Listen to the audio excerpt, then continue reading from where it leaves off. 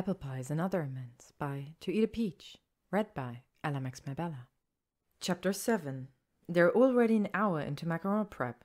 Hermione is going very slowly with him, since the recipe is so demanding, when Draco blows a loose hank of white blonde hair out of his eyes in a puff of frustration. Hermione gnaws at her bottom lip, a habit she never managed to break even after her front teeth shrank. Perhaps she's thrown him too quickly into the proverbial deep end. Macarons are, after all, notoriously difficult to create, exacting the most precise measurements and movements from their baker. Especially when that baker works wonders. But there's a method to Hermione's madness. First of all, this prep work is no more difficult than what Severus Snape required of them, and Hermione distinctly remembers Draco excelling in their potion course, from favoritism and from merit. Furthermore, Draco has an unknown audience for these treats once he masters them, in the form of his mate, Theonot. And finally, macarons can't really be shaped by shaking hands, thus his need to sober up, eventually, if he really wants to. Fortunately, he hasn't taken a single drink this morning, and his hands seem relatively steady, but the fine features of Draco's face have started to shift into a scowl. "I thought you said these were supposed to be pistachio macarons?" he asked, with an edge of irritation in his voice. "Yep." "Then why did I sift 1,000,000 grams of almond flour and not pistachio? I don't see a single pistachio anywhere in this kitchen." Hermione grabs a tiny bottle of green gel-based flavoring, the only kind of additive that doesn't ruin the consistency of the macaron batter. "I cheat," she says plainly, handing him the bottle. He studies it, frowning down at its label. Then his features soften as he hands it back to her. "Huh, Hermione Granger cheating. There are wonders left in this world after all." His statement pleases her immensely for reasons she cannot fathom. "Why pistachio then?" he presses. "Why not almond? Given your precious history with almond biscuits, do you really have to ask?" That earns a small, if begrudging laugh from him. Feeling strangely victorious, she admits, "Theo, actually." "Theo? Theo not?" "One and the same. Pistachio is his favorite flavor, and I remember how you liked to show off to your Hogwarts housemates, so..." Draco finally grins and turns back to his mixing bowl, where he's stirring the dry ingredients together. After a beat, he says, "So you and Theo really are friends now, huh?" She hums, cutting several chunks of butter for the filling. "I had drinks with him and Eric last night, actually." Without stopping his work, Draco asks, "Eric? Theo's new boyfriend." This information makes Draco pause. "You know about Theo's new boyfriend?" "I should hope so. I introduced them." He makes an indeterminate noise, and she shoots him a glare. "What?" she asks testily, wondering if she's overstepped some invisible boundary. Preparing to be angry with him if that boundary involves anything short of wholehearted acceptance of Theo's love life. Draco, however, doesn't take the bait. He continues to work on his mixing bowl, with his lips quirked up at the edges. "What?" she repeats. "Wonders, Granger," he said softly. "Wonders." In less than 2 hours, they've successfully prepped both the batter and the filling, which they'll pipe between the two halves of each cooled macaron. Thankfully, Draco's mood has improved with every step of the recipe, and Hermione finds that she's, oddly enough, enjoying herself. As it turns out, Draco Malfoy is smart. Not just, "my daddy's rich and probably buys my marks" smart, as she suspected at Hogwarts. He's truly smart, a quick learner who's good with instructions, and wand, and wit, sometimes all at once. By the time Hermione uses her own wand to draw the outline of the rings onto the silicon mats, where they will pour each of their macaron halves, she concluded that Draco might be almost as intelligent as she is. Almost. Beaming down at the evenness of her rings, Hermione unconsciously places both fists upon her hips. She's so caught up in admiring her handiwork that she doesn't catch Draco side-eyeing her stance with his own inscrutable smile. A smile that drops away as soon as she faces him again. "We're ready, I think," she says. "For?" "Dolloping," Draco snickers. "Dolloping?" "Creating each of the small circles that will form half of every biscuit," she explains, picking up a plastic piping bag. "We cut a small corner of this bag off, add a pastry tip to it, and fill the bag with batter. Then all we have to do is pipe the batter into the rings, tap out the bubbles, and bake." "And sit back to see what horror I've brought up on food?" "Yep." She hands him the piping bag and one of her ultra-sharp knives. Here, cut a corner off. Just so, while I pick out the pastry tip that'll serve us best. All right, he agrees, taking the bag and knife from her. She picks up a small kit filled with tiny metal baking tools and begins scrounging through it for the right pastry tip. She's so intent on her hunt that she almost misses the hiss of pain beside her. Fuck, Draco yelps. Fuck, fuck, fuck. Her head whips towards the swearing and her nostrils flare when she looks down at his fingers.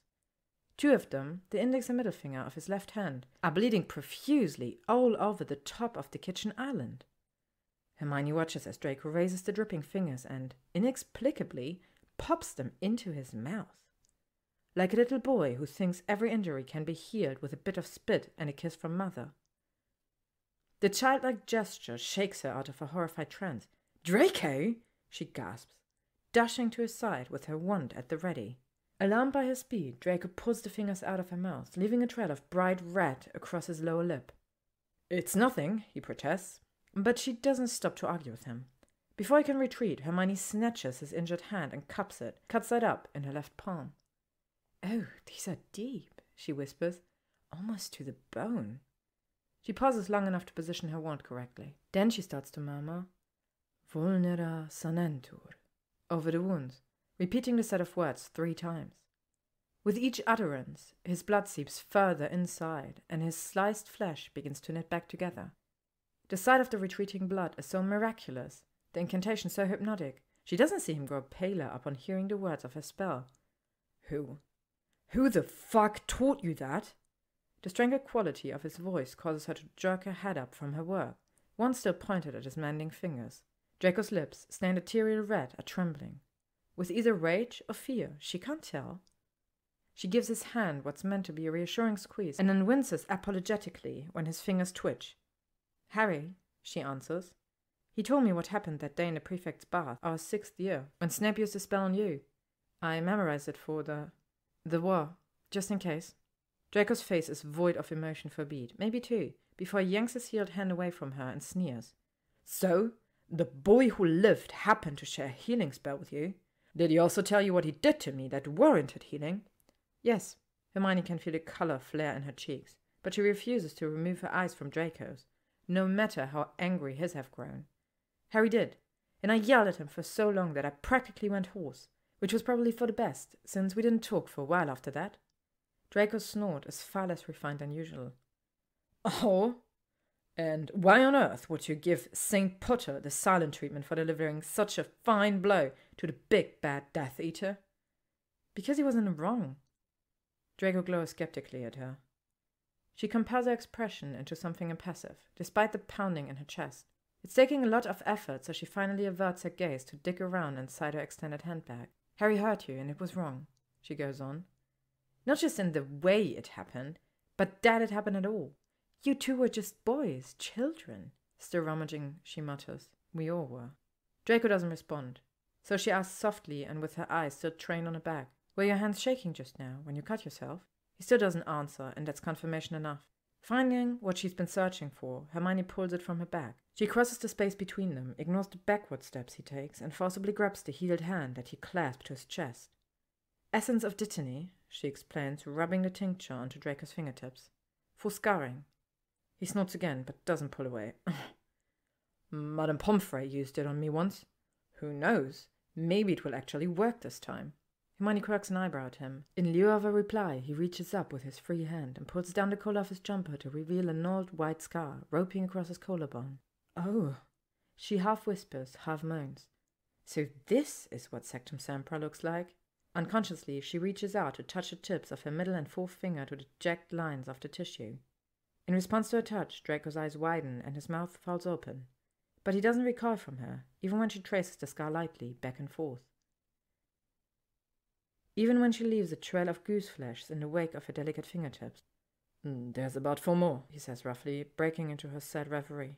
This one extends to my sternum, and the one over my heart goes down to my waistband. The other 3 are relatively small. The information jolts her, and she pulls back at the sudden realization of what she's been doing. Holding on to Draco Malfoy with one hand while stroking his Sectumsempra'd collarbone with the other. Unsure of where to place her treacherous hands, she decides to bury them in her hair. A safe location, given the immensity of her curls. I'm sorry, she whispers. Draco releases his collar and shakes his head. Don't be. You didn't do it. No, but I endured far worse in this very house. Her stomach flops. Are you? Do you want to talk about it? Not yet, he interrupts, but not unkindly. We should, and we will. Just not yet. Hermione nods, feeling a little nauseated, and a little lost. In sort of a trance, she reaches up with her thumb to wipe away a smear of blood from his lip. She regards the red and then holds it up for him to see. And here I thought your blood would be blue, she jokes weakly. Draco wins her eternal gratitude when he releases an unaffected laugh and says, So, Granger, macarons. The night the 2 glasses of red wine Hermione usually indulges in every Saturday become 4. Given the sheer amount of laughing and snapping and bleeding that occurred today, no one would blame her. High drama indeed for their first ever baking lesson. Today's events should rattle her nerves, and they do. And yet she can't even pretend not to out-and-out beam as she pops a misshapen but delicious macaron into her mouth.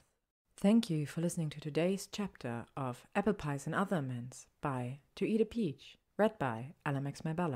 If you would like to stay up to date on upcoming chapters and stories, you can follow me on YouTube, AO3, Instagram, or Tumblr.